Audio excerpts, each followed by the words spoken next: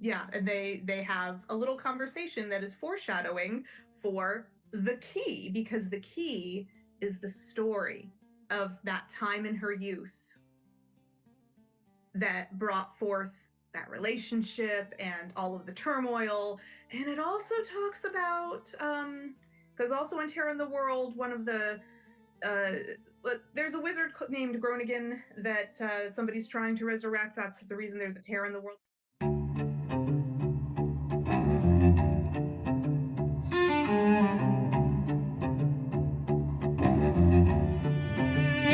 Fitz of Writing.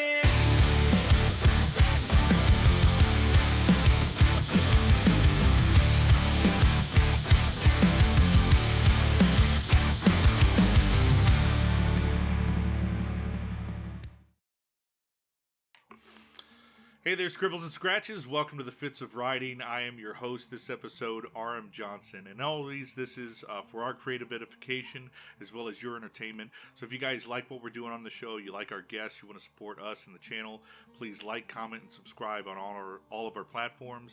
Go to our guest stuff, do the same for them. This week, our most humble benefactor and patron, Sir Dr. Duncan Cackleworth, Esquire, has brought us yet another wonderful guest. She is a cosplayer turned writer. Interesting. She's the author of the Raashan series and the Lost Beacon Chronicles, and she has a new upcoming book called The Key that will be out at the time of this release. Her name is Hollis McCollum. Welcome to the show, Hollis. How you doing? I'm well. How are you? I'm doing great. I'm doing great.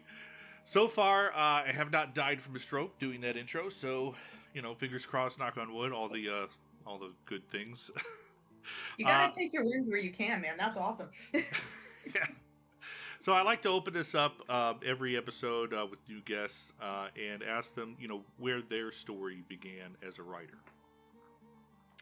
So, like many of us, I'll be like, oh, since I was a small child, since I was wee. But it was. I've been writing since I was a kid. When I was in middle school, high school, I won like school and county writing contests, which was super cool. But I am also of the generation where I was told that that's a fun hobby to have, but you need a real job. So yeah, I am born in 1982, so I am that like possible Gen X / Zennial, whatever I am.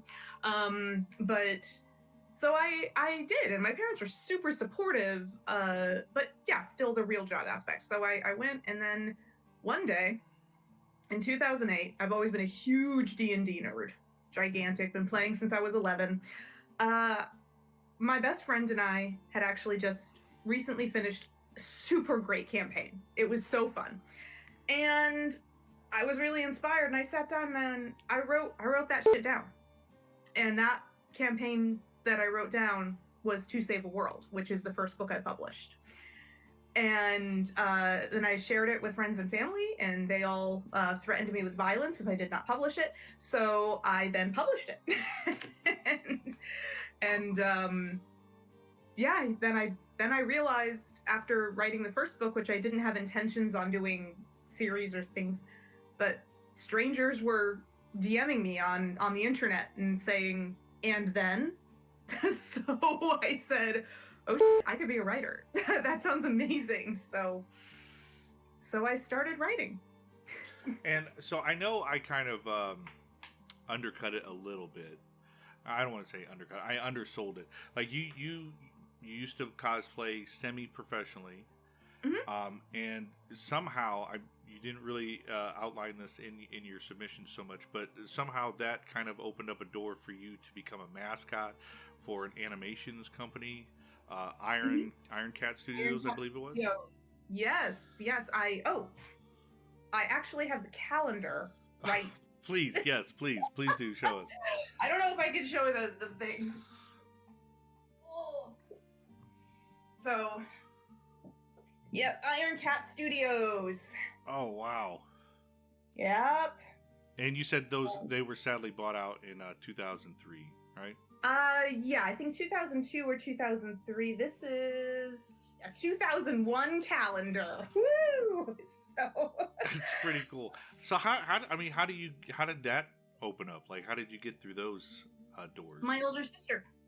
So my sister Heather, who is still a professional cosplayer, she goes by Heather After Cosplay, and she's fantastic at it. She does cons and events all around the U.S., and she's based out of Colorado. But she started doing that, and we were both really into anime. You know, it was the 90s. It was super cool. We were getting all the bootleg stuff, and she just met the right people. They brought her on as a mascot, and then she said, you know, my little sister, it would be great too. So, Wow. So here I am, and yeah, it's and she still professionally cosplays, and she's amazing at it. That is her job. I mean, they do, you know, she's got a family and everything, but yeah, that's what she does. Yeah. A lesson to the parents of yesteryear, you know, some things that don't seem like jobs can be jobs. I mean, I gotta say, I think the thing that struck the most with me from your submission was it's just like you have like so much going on, you know, like the stuff in the past. Clearly, you mentioned your family were survivors of World War One.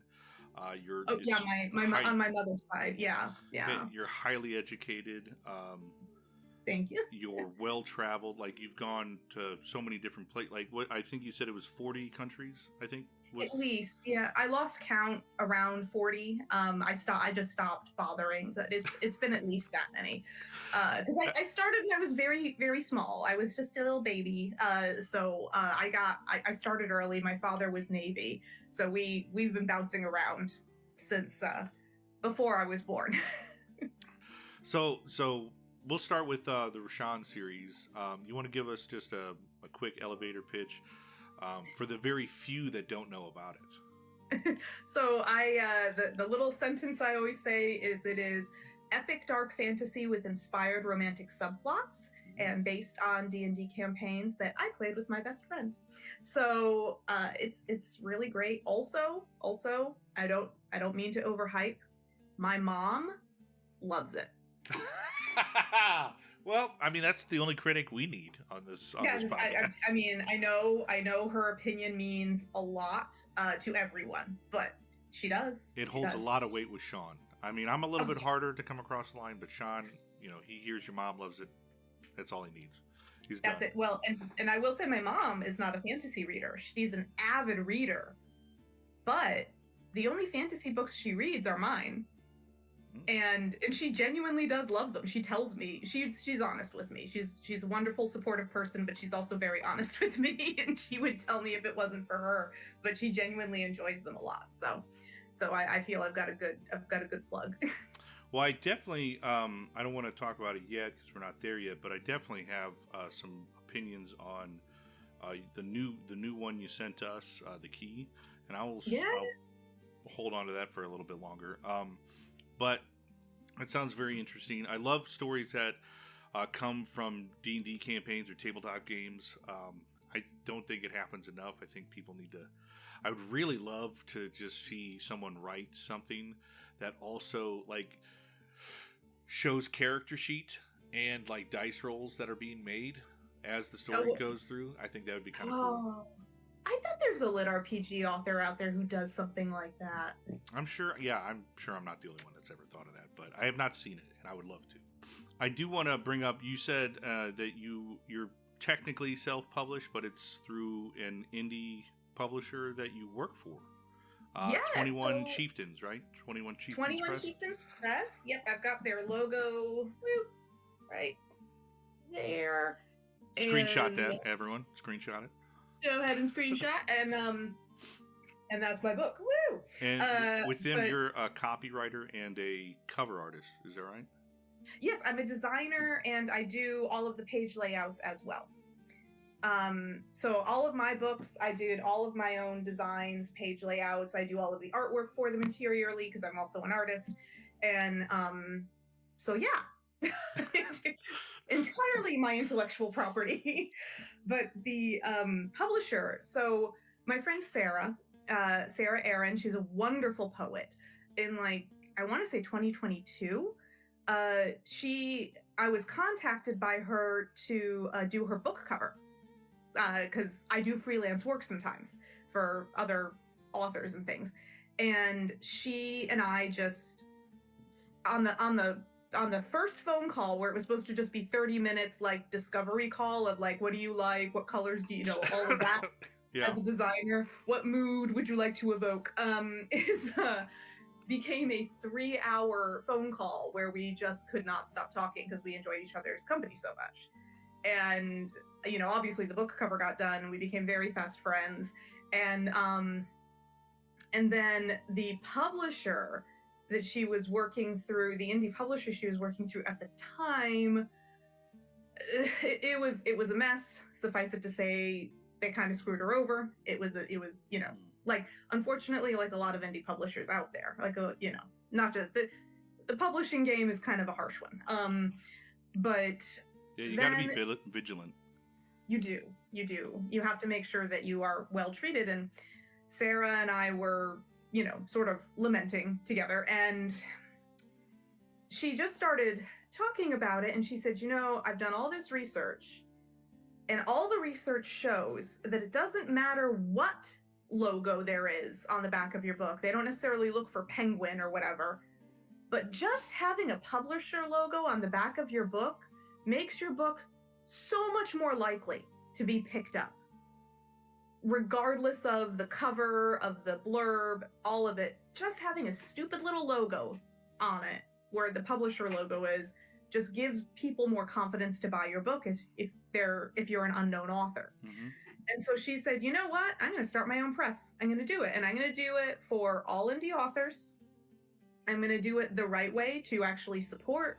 And she and I were just talking about it. She said, hey, do you want to be a part of this? And I was like, yes, I do. Of course I do. Let's do it. And so we figured it out. We're still, it's only like 2023 was when the press was founded, I think. I want to say 2023. And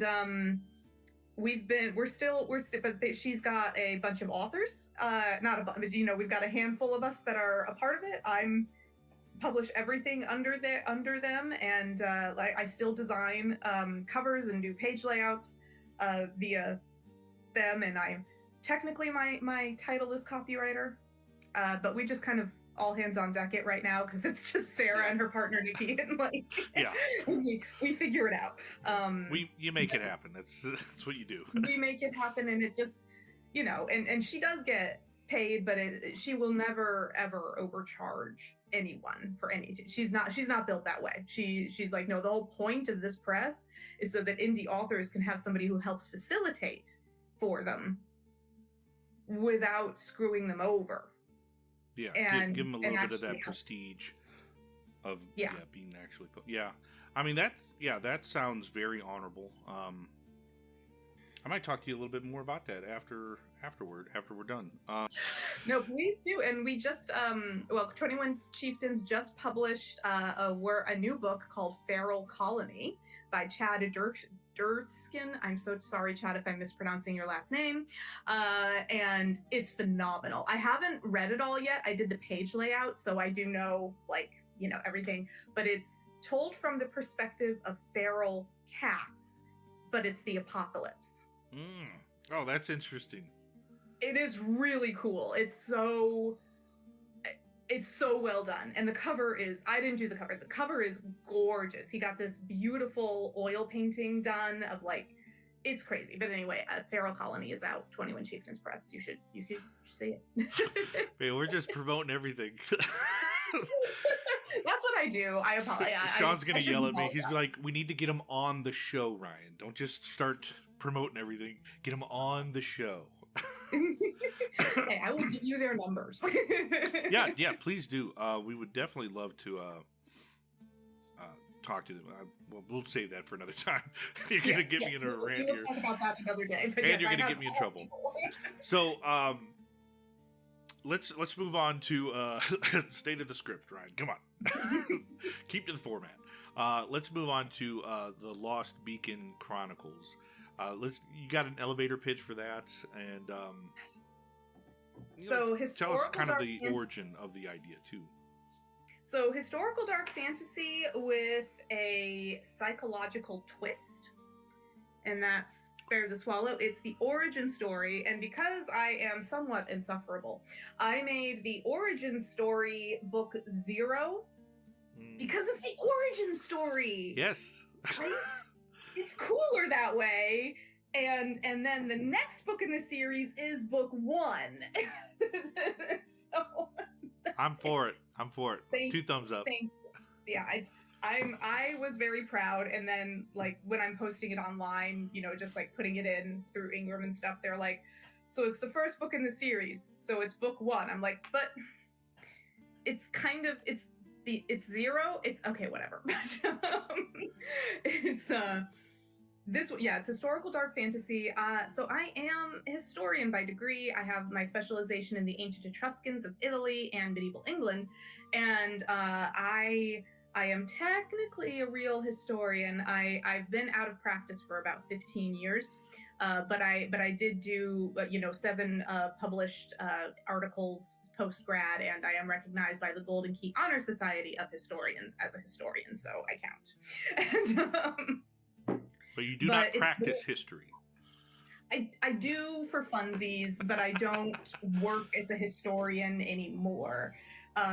In the academic community, like, even if you have a PhD in astrophysics, you cannot call yourself an astrophysicist unless you actually work as one. So it's just improper. You say, I have a degree in astrophysics, but if you never actually worked as an astrophysicist, then you are not an astrophysicist. And that applies to all academic fields. Yeah, that sounds like horror. Well, because you and I both know more than one writer who isn't writing that calls themselves a writer, and we all let it slide. We all let it go. That is true. I think they can let it go too. They wrote at once. See, they're writers. Like, I'm a historian. They legitimately wrote things down. Like notes. About 15 years ago. They count. They have the little certificate from the gas station that says they are a writer. Yeah. With like the teddy bear logo on it, Yeah.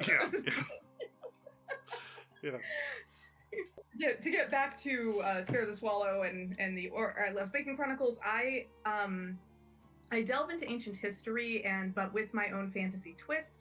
So the ancient Etruscans, I actually made them into an ancient magical race called the Dockfens, and who were not human but lived alongside them, had these beautiful glittering eyes, like gemstones, like cut gemstones in the sunlight, and it was the light of their soul. And then when they die, their eyes are just dull like everybody else's. But anyway, so there's eye poaching because these books have a lot of trigger warnings. So anyway, there's eye poaching. Let's just skip over that real quick. There's eye poaching. I do sell the Lost Speaking. None of my books are YA. I'm definitely a straight up fantasy or dark fantasy author. But I do. They don't let eye poaching in YA fantasy anymore.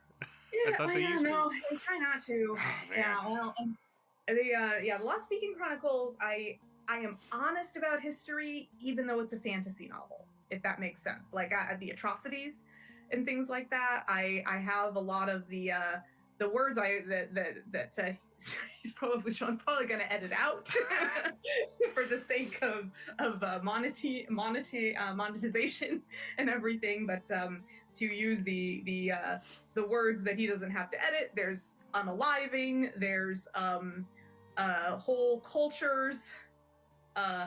Doing away with other cultures through war and be deleted. Yeah. Yes. The thing, many things, and yes, things that are non-consensual. Yeah, the things that come with war. Yes.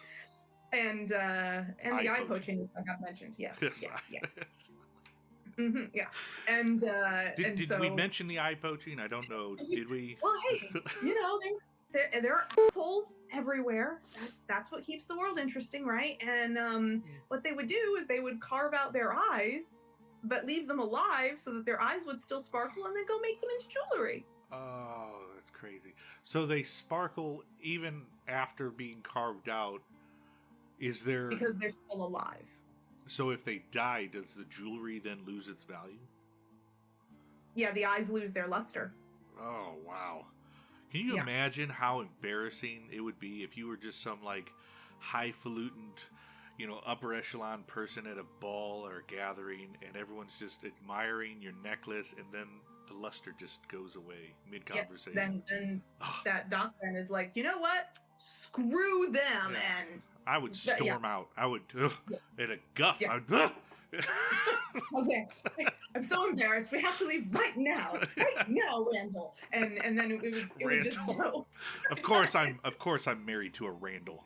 Cheap son of a bitch.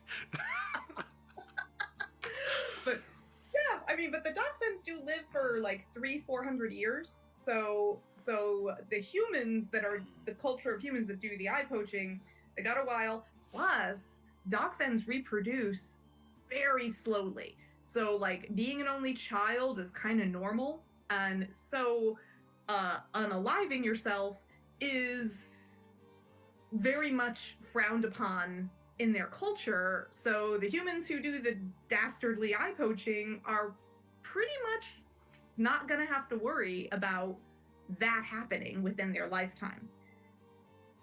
Unless they... Dockfen got run over by a cart or something.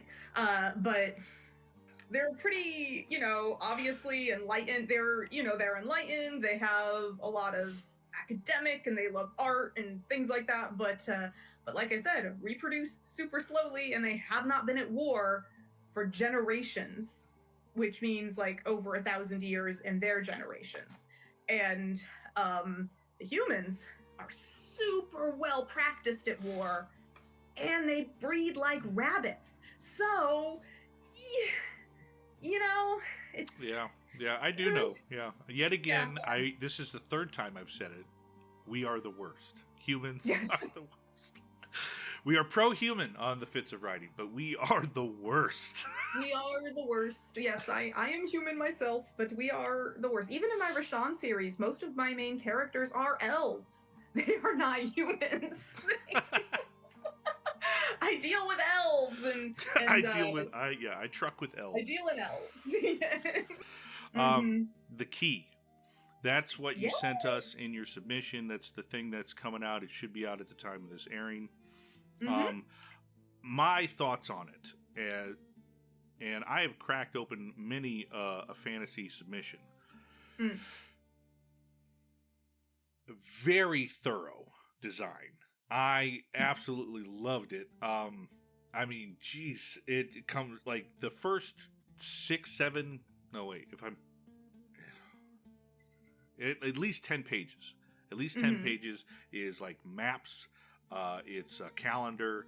It breaks down a timeline of the world and cultural breakdowns, and it even gives you. It's a very light list, which is nice. It's not, Tolkien level of like, here's every word I've ever created, but it does give you a pronunciation list so that, you can have references. I love that. And from that, I could tell that you played D&D. That's how I opened that up and I go, she has to play tabletop games. There's no way. There's no way she doesn't. 11 years old. It's been over 30 years. Yeah. And so the key is a part of the Raashan series. Yes, it is part of that. And that's the newest one. Where's this story taking us in the series? So I'm gonna say, so in the original Raashan trilogy. Yeah, show us all the covers, because I do love your covers. We got To Save a World, which is book 1. And then we have The Queen Witch, which is book 2. And I do number all of my spines. I do my own designs. I get to do everything I want. And then Terra in the World, which is book 3. Woo! And Terra in the World, I want to say like chapter 7 or 10, maybe. We actually meet a very, very, very old elven divinator or seer who is Evening Echo in The Key in her younger days. Mm. And in Tear in the World, of course, she's helping the Aram like figure some shit out, and there's a tear in the fabric between worlds, and they got to take care of it, and go to the cannibal islands, and all that. They have to do that in Tear in the World. Yeah. So she's helping, but in the meantime, Aram and his partner Jocelyn, they're going through, I mean, there's the plot, but they're also going through some relationship, which is real, so they're having some issues. They love each other, but relationships are hard. So that, and she, as a much older and wiser woman, senses that about him. And let's not forget, she's a divinator, so she kind of knows what's up anyway, because she can see the things. And she gives him some advice about navigating the relationship. And he says, oh well, you must have a really happy life with your husband. And she just goes, never had the pleasure. And she alludes to a regret in her past and things that happened. And then we also meet Orison, who is you and if you, I know I sent you the whole book, but like if you haven't read the whole thing, you probably haven't come across Orison yet. He comes in around chapter 8 or 9 in The Key. But he shows up because they're still hanging out like 600 years later. And and they have a little conversation that is foreshadowing for The Key, because The Key is the story of that time in her youth that brought forth that relationship and all of the turmoil. And it also talks about because also in Tear in the World, one of the there's a wizard named Groningen that somebody's trying to resurrect. That's the reason there's a Tear in the World. It's a lot. He's super evil. He tried to take over the world at one point, as evil wizards do. And those evil guys always Mhm. world domination, always. Always. They just, it's a habit. It's a stupid one, whatever. But The Key also revolves around the real-time story of Groningen. And that is actually connected to what she was caught up in that. So and The Key is also based on a D&D campaign that I played with my best friend. Oh, so it just continues.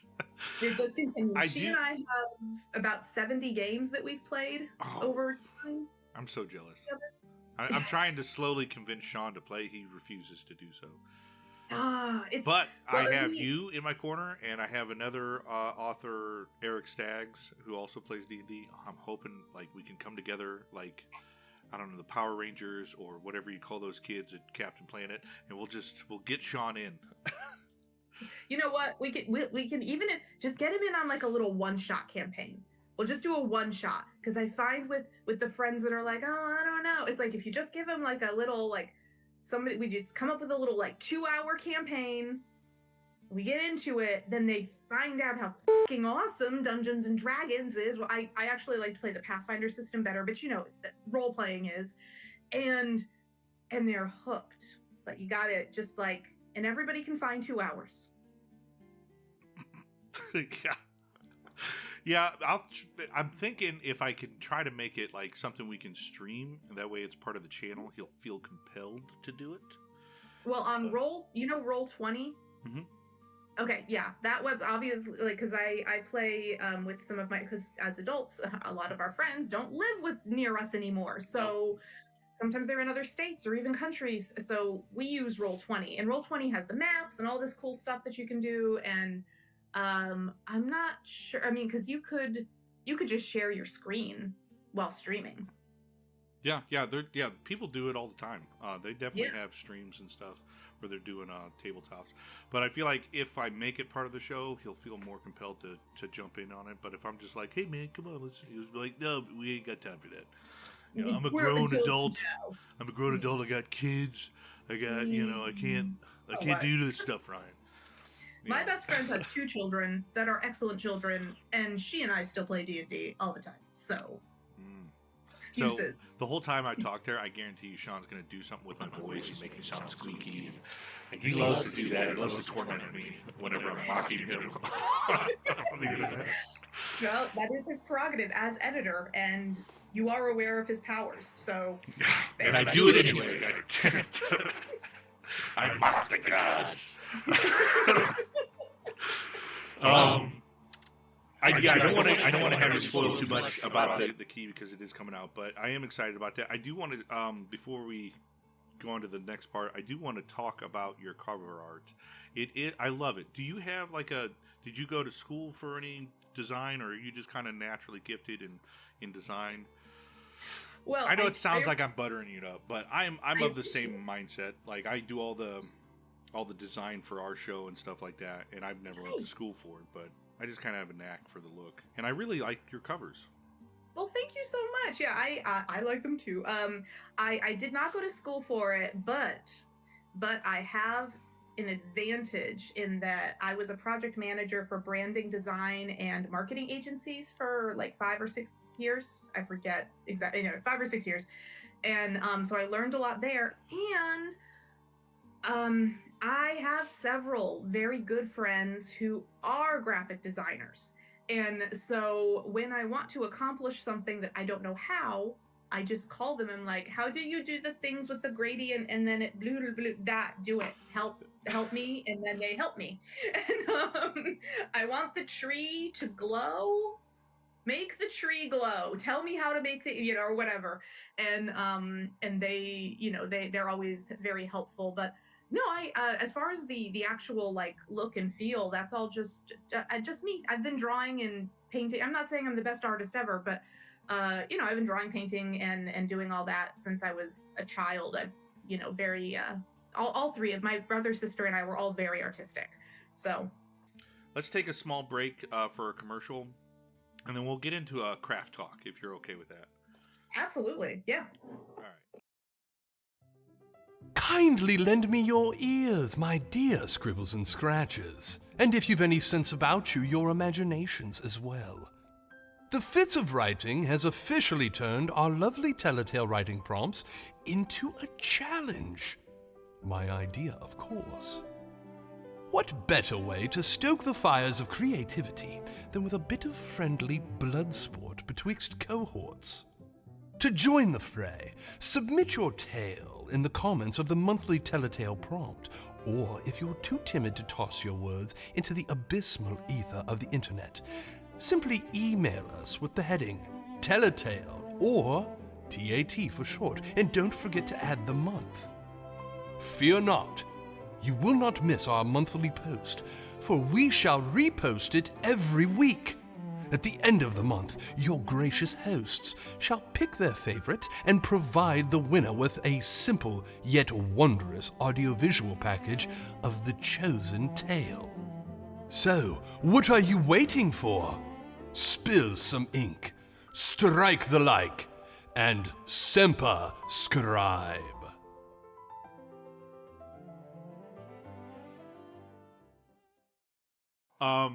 This is more of a general discussion, kind of a little bit of craft talk.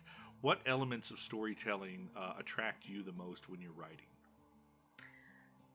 Oh, so I honestly just like to, I guess you could say I'm more of a pantser when it comes to things, because I'm very much a pantser. I mean, I do outline my works in a very high way, like not high like I'm smoking pot, but like, high. No judgment. No judgment. Yeah. But, no, I just heard some of my friends making a joke, and I'm like, I actually don't, but and since I wrote so many research papers, I will actually do like a research paper outline for my books. And so, you just have like the milestones, and then you have maybe a couple of notes, like if there's something really important that needs to happen within that section of the book, and it's like, oh, well, this is where they kill the dragon or whatever, I'll make that note.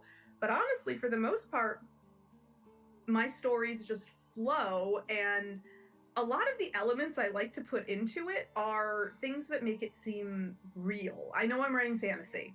I am not delusional. But Whew, I was a little concerned there, but all yeah, right, yeah, we're back on track. my mother had me tested. I am sane. Thank you. So but I like to make sure to add elements of reality into it, like true interactions you would actually have with your friends, and things like, or just things that actually annoy you. And honestly, one of my favorite writer's tips of all time is the weather.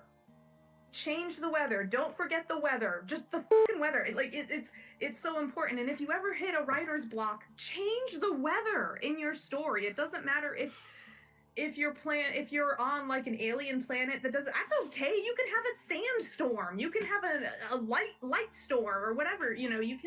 You could do something, but you can change the weather, and it will, even when you've written yourself into a corner, you force your characters to react to it.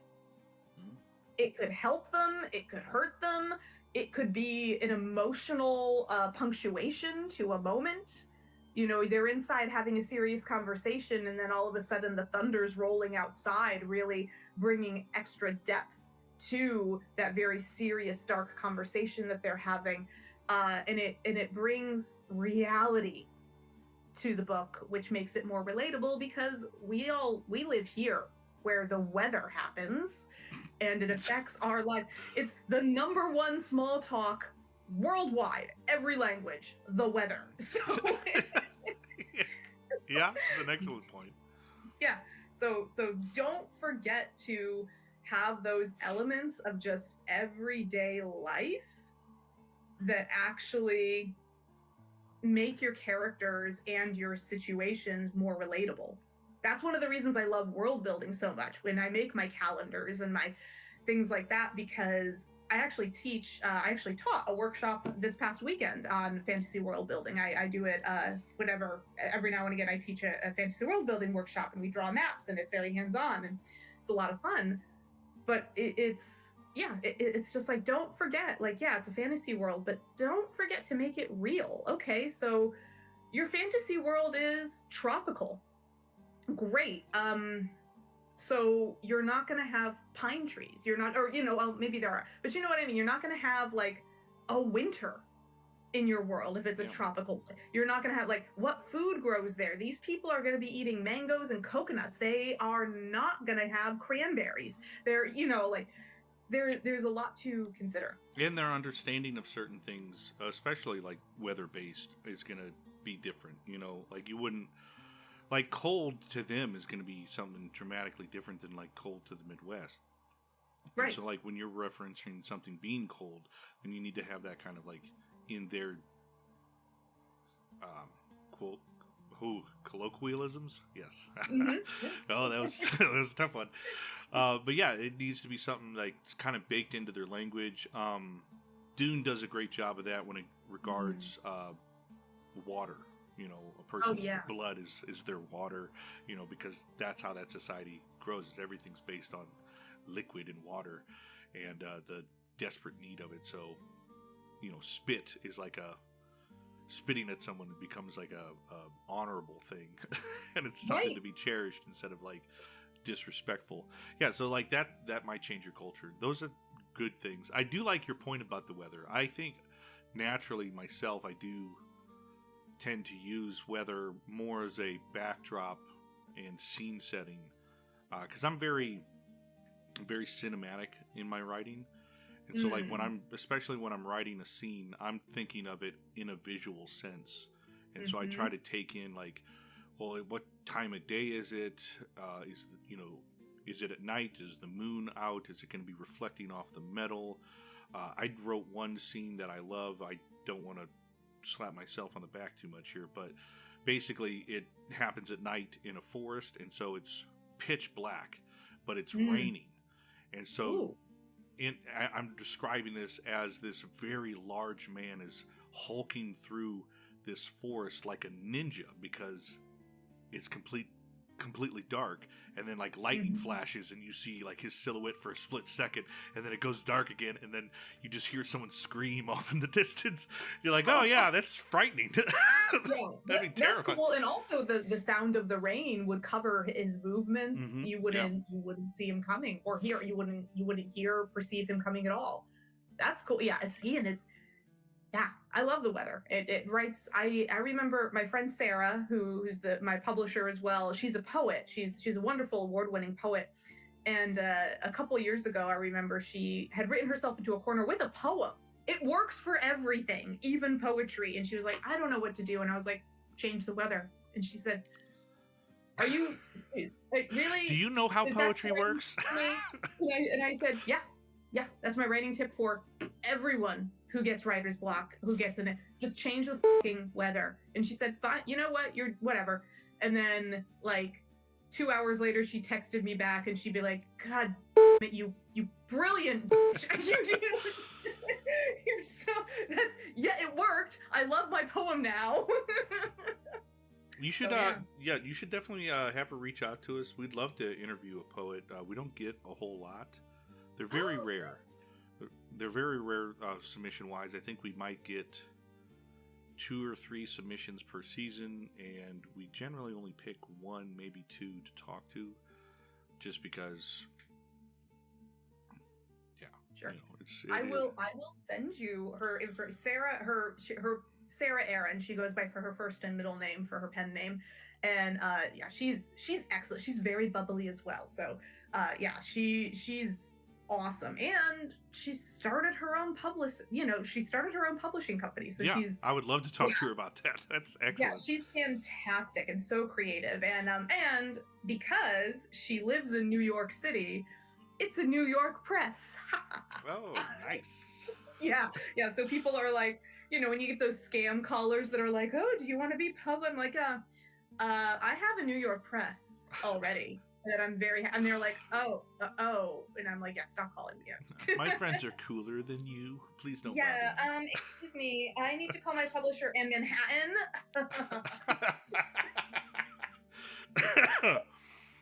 Yeah, I would love to talk to her. I'm also a poet myself. I am curious about who is your favorite character that you've ever written and why? Oh gosh. Honestly, it changes for me a lot. I love all my characters equally. Oh, don't do that. That's nonsense. We all have our favorite. We all have our favorites. They can't hear us. Close the books. How do you know? They're in my head, not yours. No.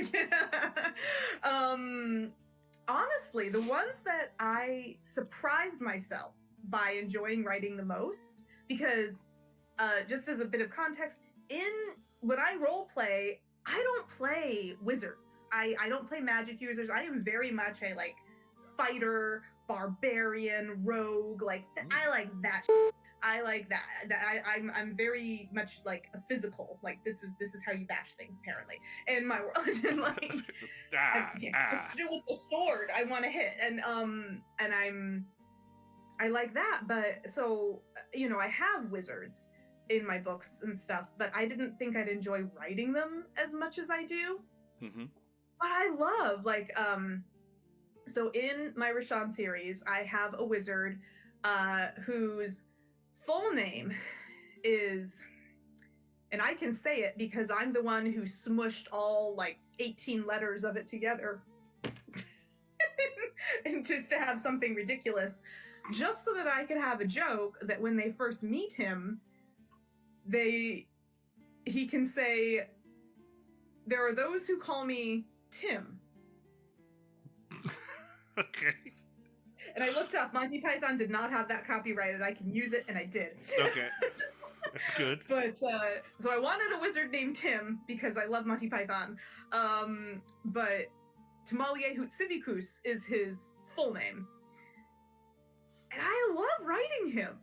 He is like cartoon ancient wizard, but skinny with the beard and everything, and dark purple robes and the floppy hat and all that. But he's also just constantly he's socially awkward. He's extremely powerful. Yeah, it's just so much fun to write Tim. I really enjoy it. He is that character that moves things along, well, to use Harry Potter, right? Like the Dumbledore like the character that's like, here is the prophecy, and but my sage is not like, he's kind of goofy, and like I really enjoy writing my wizards because they surprise me. So yeah, I love that. And I also really enjoy writing another character, Jeeve, but that's also because I based a lot of his personality on my brother, who is one of my best friends. And so it's like I get to I get to write my brother a little bit, which is a lot of fun. Man, the focus is crazy. I don't understand. It's worked. I fixed it so long ago, and now it just decided to stop working. It's a possessed camera, clearly. I actually I came up with a character for a D&D campaign for the sole purpose of doing kind of what you did, but my reasoning was I wanted to eventually, his whole thing is like creating spells. Like he wants to create spells and create his own things to put in the book. And so his name is ridiculous. It is Zabin Zulzander Smythe. And so like in D&D, for those that don't know, the name of a spell is often attributed to the wizard who created said spell. So that means someone's going to have to be like Zulzander Smythe's Fireball every time they want to cast it. They've got to trip over their words before but you know, as a magic user, they should be used to it, which is also why I don't want to play wizards, because I don't want to have like 15 d6s that I spill out and count every single I can't, just be that one player that just rolls the one dice and just keeps counting. That's why I love fighters, and I get a feat with every level, so booyah. I'm just like and Sean's like, and we're done talking about D&D. We're just gonna cut all that out. Never.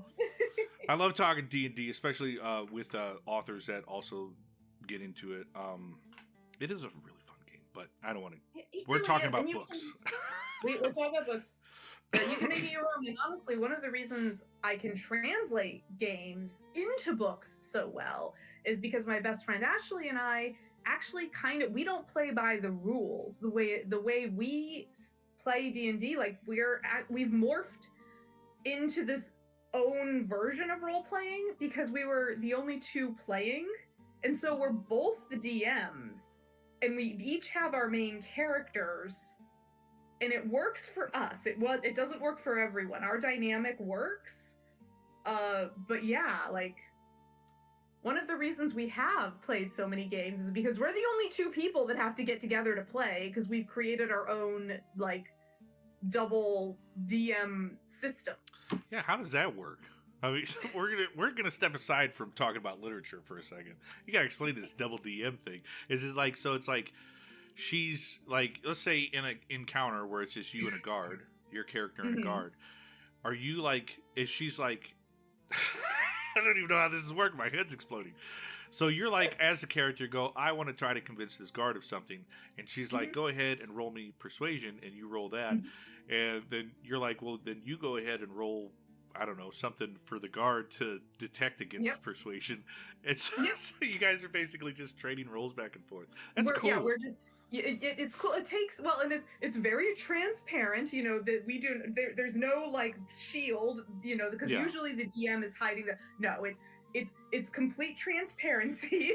You know, there's a lot of trust involved, which is fine because we've been best friends for over 30 years, and we very much trust and love each other. And so, yeah, but it's just kind of a trade-off, and we obviously we have to agree upon a setting beforehand, and a lot of the time we'll trade off with like we'll just kind of come up with because like there were like our characters are the two main characters, right? And then we always have like our sets of other NPCs, and we recycle NPCs a lot.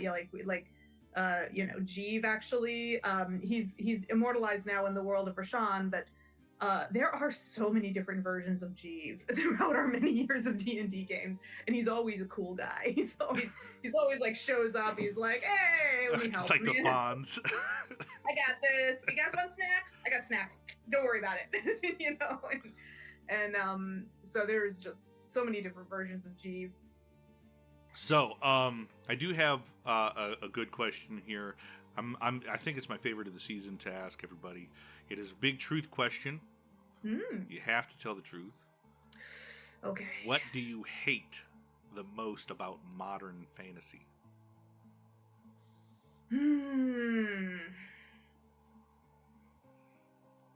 Okay. And we're gonna hold it to you, and we're not gonna cut the answer. I feel like I have to preface this a little bit by saying I don't read a lot of modern popular fantasy. Let me put it that way. Doesn't have to be popular. Yeah, I read a lot of indie fantasy that is new, which doesn't piss me off because a lot of indie authors don't do honestly a lot of it from what I've heard. There have been a couple that I started and I was like, I'm not fucking finishing this. I'll be on chapter 2 and I'll be so annoyed. And it's very tropey.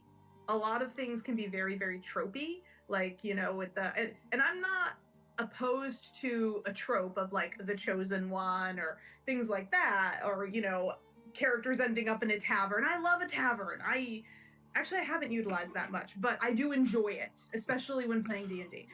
Just to put Sean off there, I wanted to throw it back in. And yes. So, sorry, Sean, but not sorry. And so but I, from what I've heard from a lot of my friends who read the like more mainstream coming from traditional publishers, is it's like, oh, it's another teenage girl who's saving the world, and if it's romantasy, which is super popular, she's the only one, and she's kidnapped by an immortal like fairy dude who's super hot, and he's in love with her now, but she's like 16 and he's like 1200, and it's like, it's what the fuck is going on? And it's that kind of thing I find actually, and honestly, those like as a fantasy author, I deal with the different humanoid races on my planet, and in the world of Raashan, my elves live for roughly 700 years on average. Humans have a regular human lifespan. And then I have another race I call demons. They're just another humanoid race, but they look like the perception of a demon, like horns, a cambion kind of thing.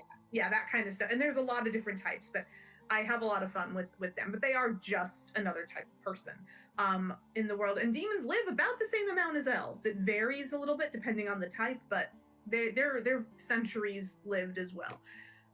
But you do still have situations where a human and an elf will get together, right?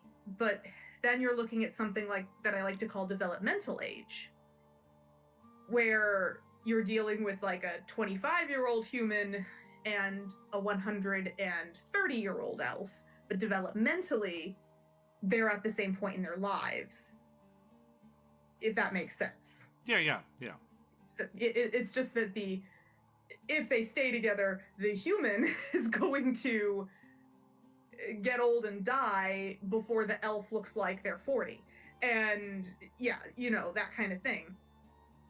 But I find it not too bad, but I don't like these gigantic age discrepancies, even when it's two different types of races, like the 15 or 16-year-old and like an 1,000-year-old. And I don't like it when it's a teenager with this hugely, like, it's creepy. It's just creepy. No más. No me gusta. No.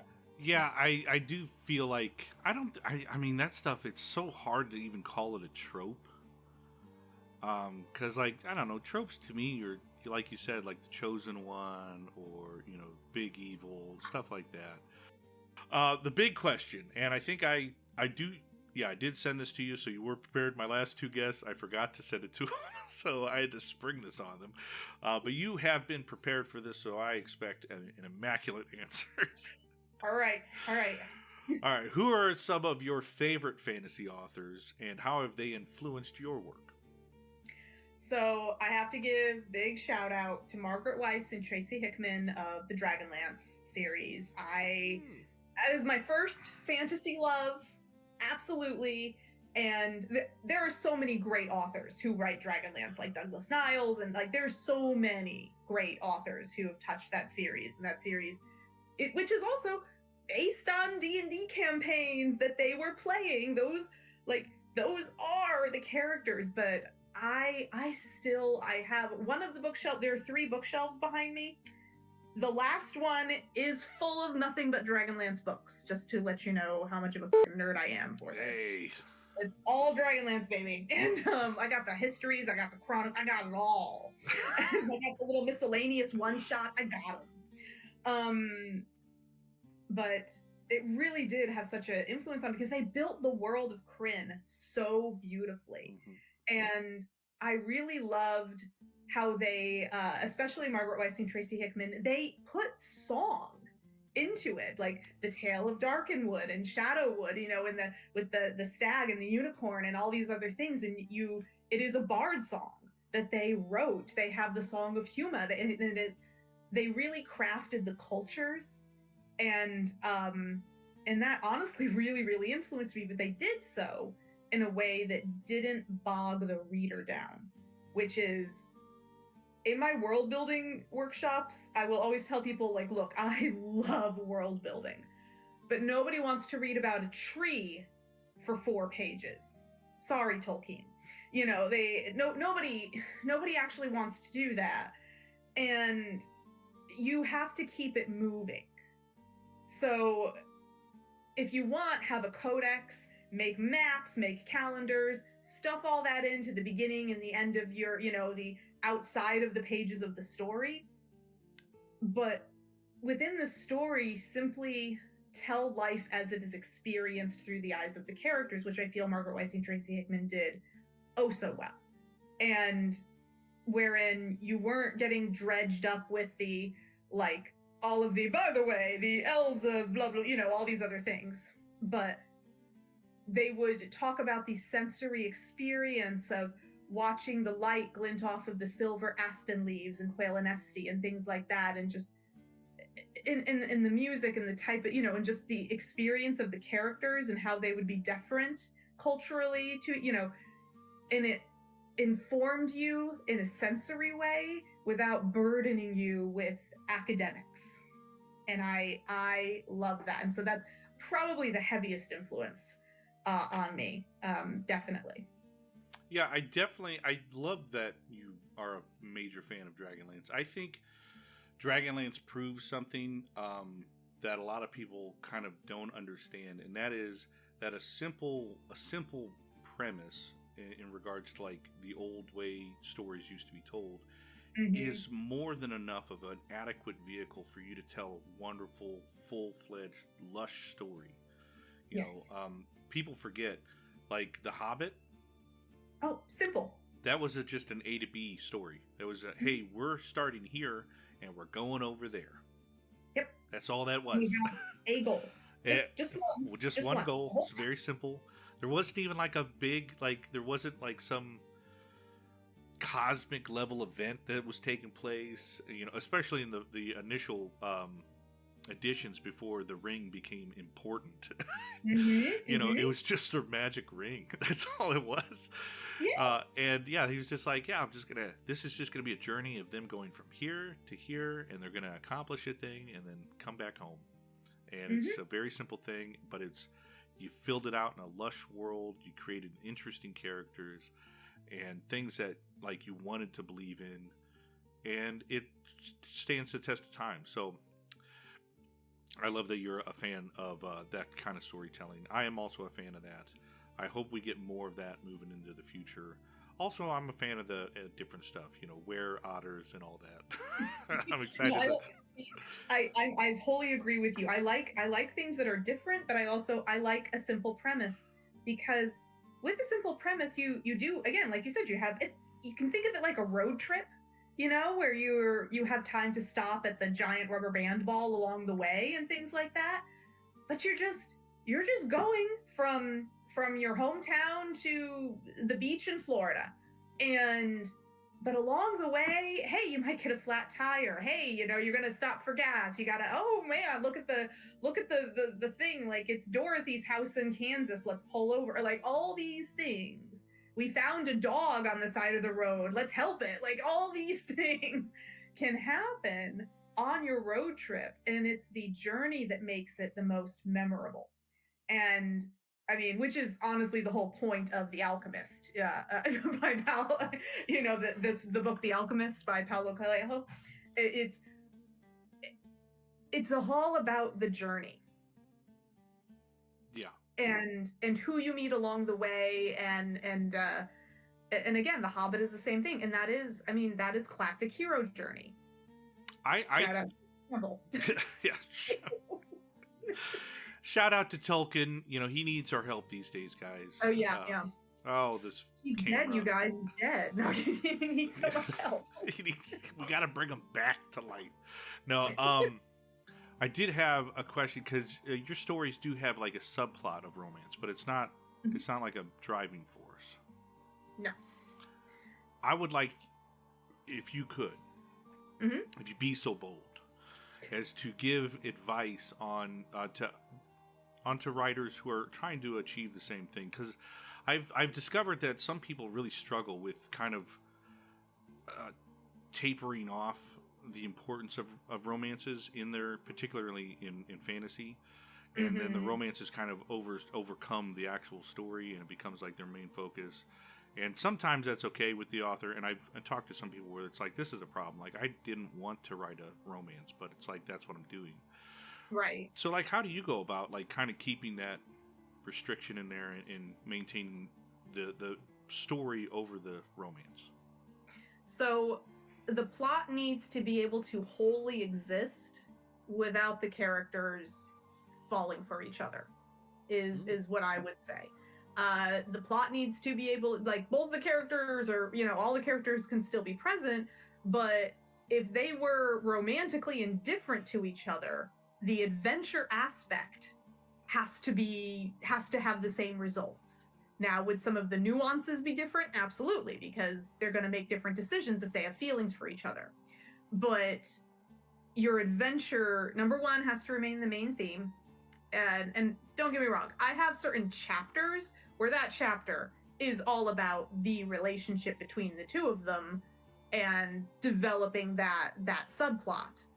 But that's just a lovely little, like, trip to the lake during the plot, and then we're gonna, come out of the lake and okay, back on the trail, and that's fine. But that little aside did not affect the outcome of the journey, and so that would be my main, because that's kind of, I guess that's kind of how I try to do it, because I mean, who doesn't love it? But I also personally, while I have read my fair share of romance, personal preference as a reader is to just have a little romance and not make it the whole thing. I prefer, like, just it as a seasoning to, it's a garnish. It's a garnish. Yeah. To the dish. The romantic subplot is your garnish. You don't need it, but it does enrich it. And I think that's the point, is you need to make sure that A, it's enriching to the actual plot, and B, that your plot is still super solid, even if the characters have no feelings for each other at all. Yeah, I like how you described that as a seasoning or garnish. I would also, not to answer the question I posed to you, but I do just kind of add on to it. I think there needs to be a slight forethought on on the way you talk, the way you handle certain scenes, because they do play out very differently. well, I don't want to say they play out differently. They have the same effect, but in your head as a writer, you might think they play out differently. And a good example I have is I was reviewing someone's work, and this is a case where they were trying to write a fantasy. There was a small subplot of romance, but they felt like it bled too deeply in. And the first time these two characters met, she wrote about, I don't know, 3 paragraphs about this person looking this other person deeply in the eyes and just describing that emotional sense. And I go, that might be an issue. That might be why it's driving towards romance, is because you're driving towards romance. You're spending like a couple of sentences, perfect. Yeah. Perfect. Yeah. And that's what editors are for. Also, because I'm not guilty of romantic rabbit holes, but I am very guilty of a rabbit hole, especially as like let me tell you about this little like folk story from the people of the town of Ongen, and I'll go 5 pages down, and my editor will be like, we do not fucking need to know the folk tale for any reason, Hollis. We don't. Cut Shame it. on them. Shame. Make it a short story. I have, actually, of all my rabbit holes, I am going to make a collection of short stories of them. Well, I love my rabbit holes. Do it. I love that. Yeah. Sometimes I do it and then I just sit on it. Like, that's like my girl, she loves when I do stuff like this because I do it all the time. I will, whatever I'm doing, it doesn't matter. I will create a backstory. And it has zero importance to anything. I will not apply it to the story, but in my head, I now have this knowledge, and therefore it informs my writing. Yes, and see, that's important. It's important for us, and it's important for if we want to have short stories, or even just make a guide to our world that the really in-depth readers are going to be into. But like, honestly, keep it moving. And that's what I tell myself when I'm writing. Even when I'm doing my first draft, I'll catch myself like going deep and into something, and I'm just like, it doesn't matter if that cave is haunted because the characters aren't going in it. I need to calm down. And it's enough that when they walk past it, they feel a sense of creep and like, ooh, and a chill, and they're just like have this natural primitive instinct that says, do not fucking go in there. And they don't. And then they keep moving, but you have to stick with your characters and just keep it moving. Because also it's kind of cool, I think, for, even though you as the writer know exactly why that cave is scary. And I also feel like that allows the reader to delve more deeply into your world when you don't give them everything, when you allow them to create their own idiom in a way, or their own little thoughts about what it is, and small things that don't drive the plot, but like, yeah, I think it's really, again, I always try to think of myself as like, as a reader, would I be patient with this chapter? Would I care about this? Would I even want to know, or would I want to be so involved in the world that I would want to imagine my own about what this monster is of legend and that nobody ever sees? And, you know, because whatever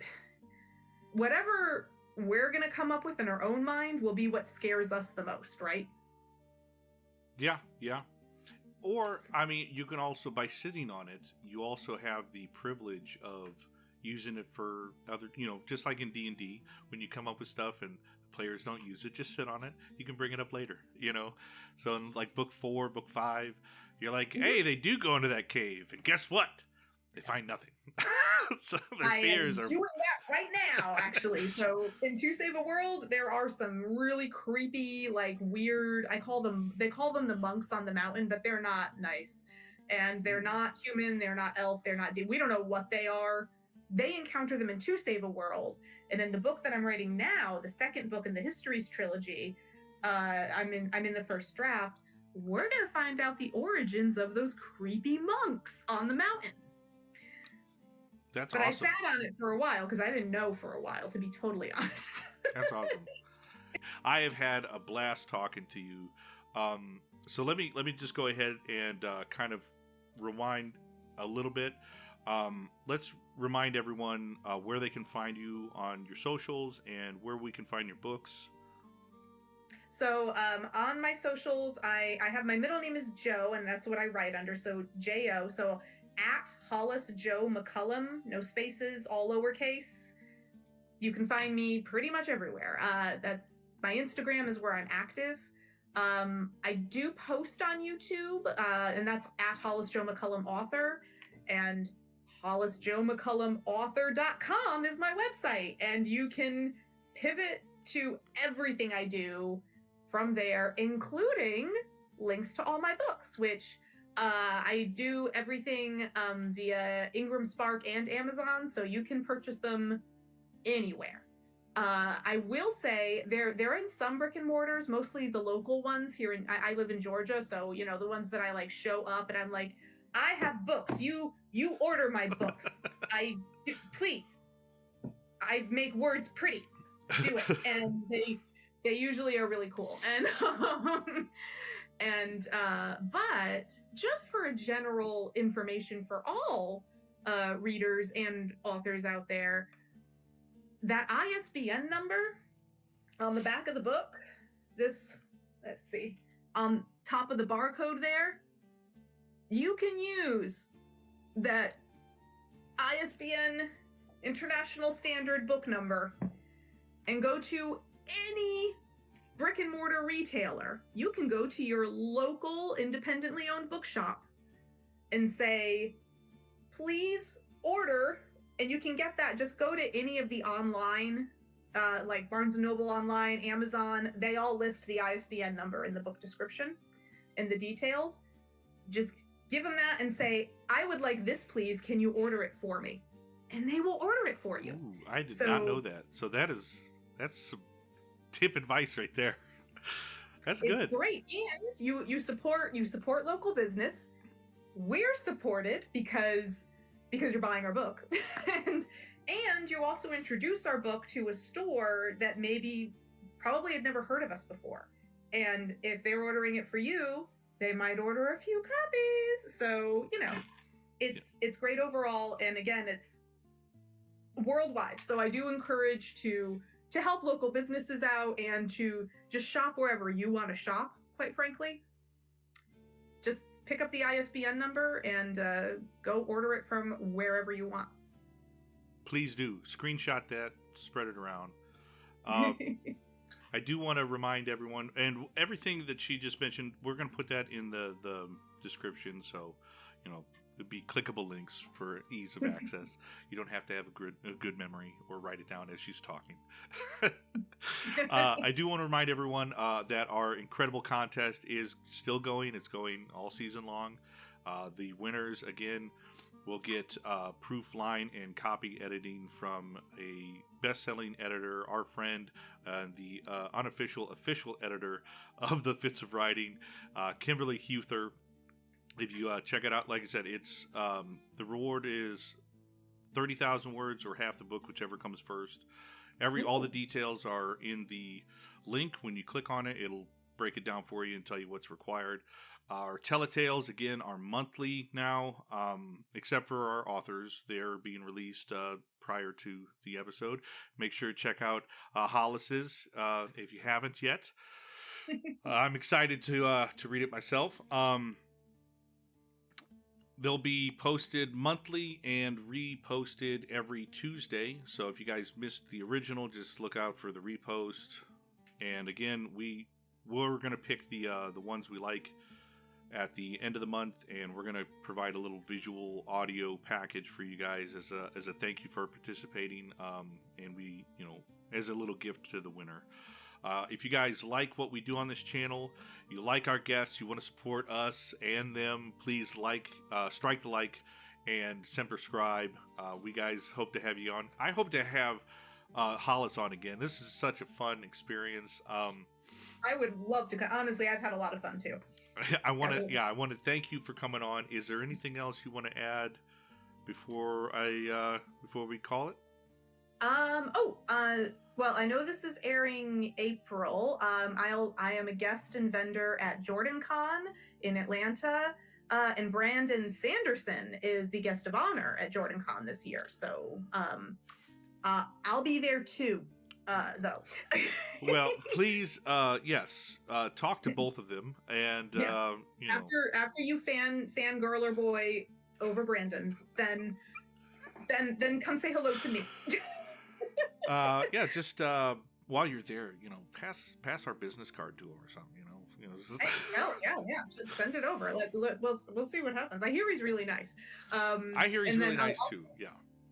Yeah, and then I'll also be the weekend of the 23rd through the 25th of April. I will be at Stellarfest in Duluth, Georgia, which is the first time was just last year and I was there too. But it's a really fun sci-fi. More sci-fi focused, but there's fantasy in there too. Obviously, I'm there, and it's a really, really fun con. Lots of vendors, lots of cosplay, all that sort of stuff. So, if you're around Duluth, Georgia, come to Stellarfest as well. Are you gonna be cosplaying? I honestly, when I'm vending, I find that when I really dress up, it distracts people too much, and then they don't want to talk about my books and they want to talk about my costume. So I usually just do like the closet cosplay because I still love to dress up. So I'll do like some fun like face gems and stuff like that, but nothing that will make them make them ignore my books, quite frankly. Well, you just need to cosplay as a writer. That's I do that too. I find that my t-shirt and leggings are really perfect as a writer. And and I'll also be at Con Carolinas in Charlotte, North Carolina, the weekend of May 29th, whenever that is. Go there, check it out, say hi to her, buy her book. Let her know that you went there because of our show. Yeah. And you know what? Signatures are free with compliments. So Ooh. Yeah. There you go. Giving out free signatures for compliments. Free signatures for compliments. If you like, those glasses are nice. Thank you. Let me sign your stuff. Let me sign something for you. It doesn't, whatever you want. I'll sign your hand. Let's go. All right. I think that's a great episode. Let's go ahead and fade to black.